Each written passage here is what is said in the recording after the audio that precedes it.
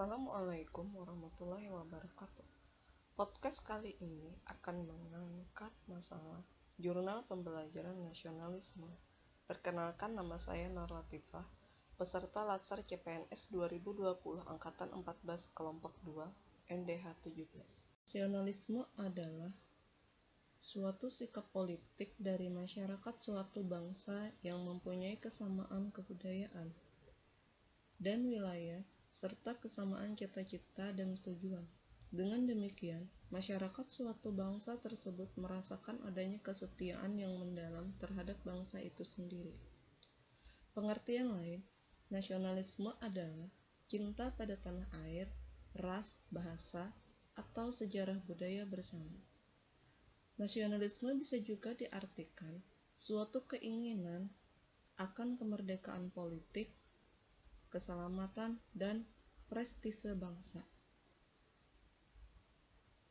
Selanjutnya, nasionalisme juga bisa diartikan dogma yang mengajarkan bahwa individu hanya hidup untuk bangsa dan bangsa demi bangsa itu sendiri. Dari pengertian di atas dapat disimpulkan bahwa nasionalisme adalah hakikatnya adalah untuk kepentingan dan kesejahteraan bersama. Karena nasionalisme menentang segala bentuk penindasan terhadap pihak lain, baik itu orang per orang, kelompok-kelompok dalam masyarakat, maupun suatu bangsa. Nasionalisme tidak membeda-bedakan baik suku, agama, maupun ras.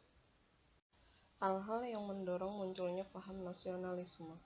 Pertama, adanya campur tangan bangsa lain, misalnya penjajahan dalam wilayah. Yang kedua, adanya keinginan dan tekad bersama untuk melepaskan diri dari belenggu kekuasaan absolut, agar manusia mendapat hak-haknya secara wajar sebagai warga negara. Yang ketiga, adanya ikatan rasa senasib dan sepenanggungan. Yang keempat, bertempat tinggal dalam suatu wilayah.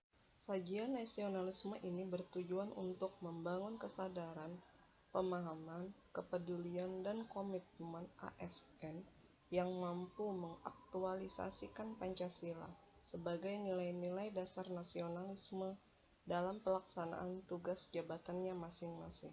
Contoh perilaku atau sikap nasionalisme bagi ASN maupun masyarakat dalam kehidupan sehari-hari. Yang pertama, menjaga ketertiban masyarakat dengan mematuhi aturan yang berlaku.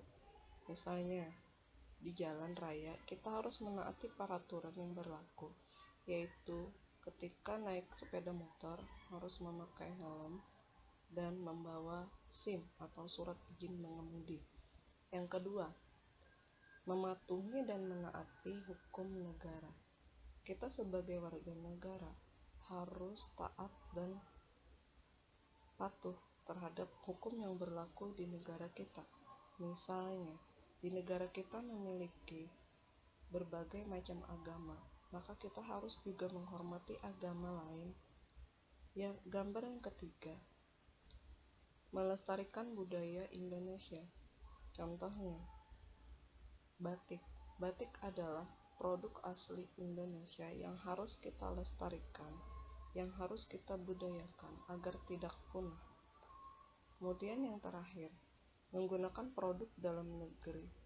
Salah satu contoh yang digambar yaitu membeli produk minyak goreng buatan Indonesia, yaitu merek Rose Brand dan Bimoli.